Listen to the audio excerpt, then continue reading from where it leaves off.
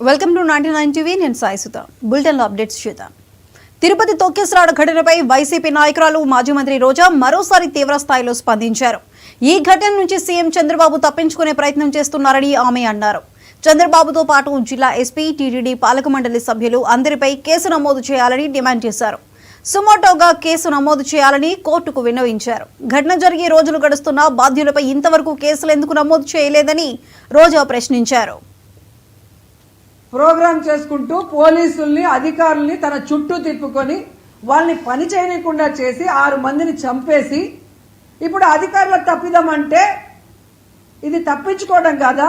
ఇది ముమ్మాటికి చంద్రబాబు నాయుడు ఆయన ప్రభుత్వం చేసిన హత్యే. ఆయన ఏం ప్రోగ్రాం చేశారో మీ అందరికీ తెలుసా? ఒకసారి చూడండి.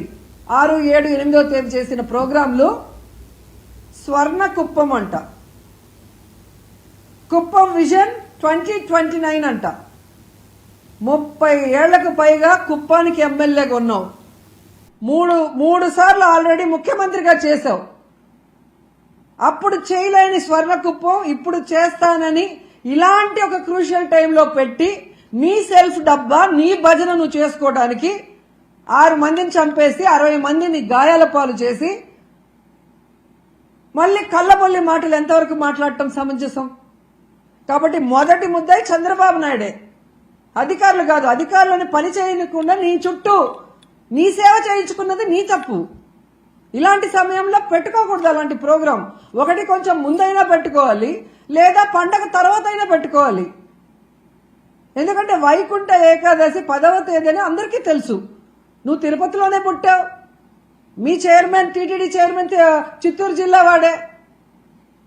మరి మీకు తెలీదా? ప్రతి సంవత్సరం ఇన్ని లక్షలాది మంది వస్తారు, వారందరికీ సెక్యూరిటీ ఇవ్వాలి, సక్రమంగా టోకన్లు రిలీజ్ చేయాలన్న ఆలోచన మీకు లేదా? మళ్ళీ సిగ్గు లేకుండా నిస్సిగ్గుగా ఆ గాయపడిన వాళ్ళని పరామర్శించేటప్పుడు ఈ టోకన్ సిస్టమ్ నేను తేలేదమ్మా, గత ప్రభుత్వం తప్పు అంటున్నావు. మరి గత ప్రభుత్వంలో టోకన్లు ఇచ్చినప్పుడు ఎక్కడా తొక్కిసలాటలు జరగలేదు, ఎక్కడా ఎవరు చనిపోలేదు. మరి ఇప్పుడే ఎందుకు జరిగింది? మీ చేతగానితనం కాదా? మీరు పెట్టుకున్న మీ భజన పరుల వల్ల జరిగిన తప్పిదం కాదా? ఒకవేళ అది కరెక్ట్ కాదనుకున్నప్పుడు